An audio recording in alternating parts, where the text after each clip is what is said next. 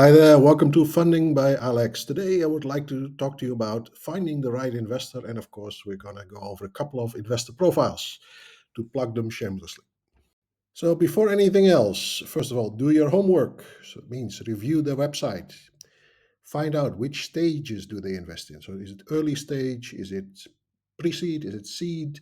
Is it growth stage? Basically, you're looking at Series A, pre Series A, Series B, Series C, and so forth. Then the ticket size, do they ever lead? Leading means that they are the first one to invest, or are they really looking at others to invest first and then follow? Then look who is involved in the fund on LinkedIn. So go over LinkedIn, type the name of the fund, see the people that are connected to the fund, either as an advisor or as a partner. Then review their existing portfolios. You're looking at the companies that they've already invested in. So, which industries are they in? Is there anything that is competing with you? Is there anything that you could connect to? And then, last but not least, of course, where do you fit in potentially? Which is the angle you could play to get an investment. As promised, a couple of examples on how you analyze these venture capital funds. Example one is a company I know quite well. I've worked with them in a startup that I have been involved in. It's Alpha JWC. So basically, this company has Southeast Asia geographic focus. Then they go from pre-seed up to Series C, meaning they really start early and then they exit somewhere around Series C, Series D. The ticket size, yeah, at the really early stage is $100,000, and they go up to $30 million. At least that is the data that we found. It doesn't mean that you will get it, but I mean this is the way that it's registered. They invest in a couple of things like consumer, enterprise, social, fintech, marketplace, AI, machine learning, software as a service, e-commerce, direct to consumer, non-tech, and F&B. So they've been quite active also in Indonesia with regards to F&B. So they've invested in a couple of F&B companies. So they're not all about tech, but F&B, real cash flow businesses, actually is something that they have been investing in. Then it's Peak XV Partners, which is the former India and Southeast Asia branch of Sequoia Capital. Sequoia Capital is quite a big venture capital fund worldwide. They spun off both the Indian and the Chinese companies, which now have a different name. So they have, logically speaking, Southeast Asia and India geographic focus. They go from pre-seed up to Series A. They invest typically between $500,000 and $10 million in ticket size. So $10 million is closer to the upper limits of a Series A, basically. Then you look at a lot of different industries that they're in. I'm not going to name it all, but they are almost agnostic with regards to the industries they're involving in.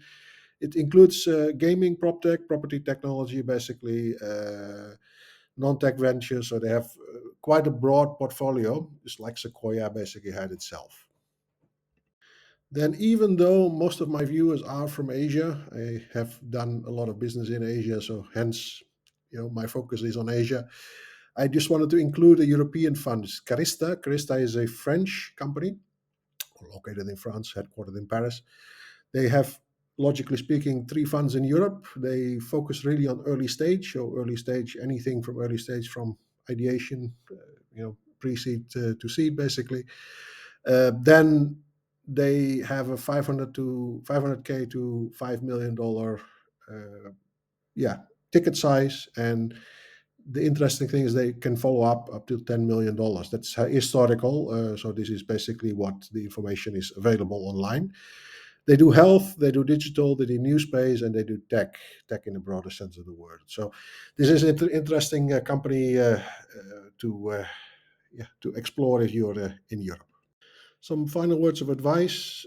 First of all, personalize your message. So you need to make sure that you don't blanket blast or machine gun your message to everybody. Try and write a personalized letter to each investor you are approaching if you want to have the maximum result. It's time intensive, I know, but this is the thing that is going to lead to the best results. Then try to reach out on LinkedIn or by email. This is actually also an effort you need to make by finding the right contact person. This is like a warm introduction to someone or via someone.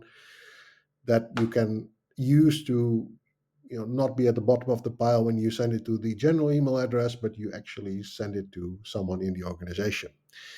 And then maybe very important to note for yourself is like whether they have made an investment recently. Most venture capital funds only make one or two investments a year.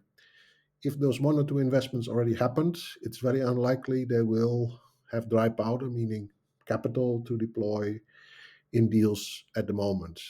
They might talk to you because, yeah, you never know. You can always keep it warm for the future. It's also never a bad thing to, keep a contact warm in a venture capital fund for the year after, or even need follow-up funding, basically. But the point is that you need to know whether you are investing a lot of time in a fund that has money to deploy or not. That is, I think, the same thing as selling to a customer, whether they have the money to pay for your product in the end. The same thing goes for all the effort you put in. Okay, you're offering something to someone and they don't even have the funds to invest in you. Yeah, that would be a bit silly for both of you. So this is actually the advice I would like to give you. Thanks for watching. I hope it was informative. Don't forget to like and subscribe, and I hope to see you in the next video. Bye bye.